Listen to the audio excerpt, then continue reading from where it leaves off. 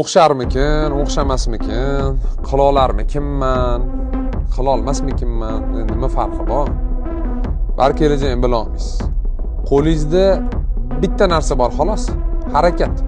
Faqatgina harakatni boshqarasiz. Oxirgi natija sizning qo'lingizda bo'lmaydi hech qachon. Bizning ko'pchilik odam juda ham ajoyib o'ylaydi, natijaga bog'lanib qolgan. Tam chiqib olib kimdir ringda kalta yesa, misol uchun, kalta yedi to'dasida, u erkakga o'xshab quladi jang. Qo'ldan kelganini qildi.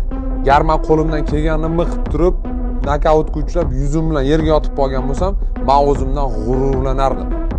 Chunki oxirigacha bordim o'sha maqsadim uchun. Va o'xshamadi. Masala nimada? Masala shundaki, faqatgina harakatda siz boshqarasiz. Boshqa hech narsani boshqara olmaysiz.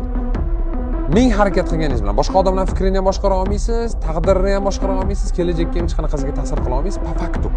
Natija sizdan emas, barakat sizdan emas, harakat sizdan.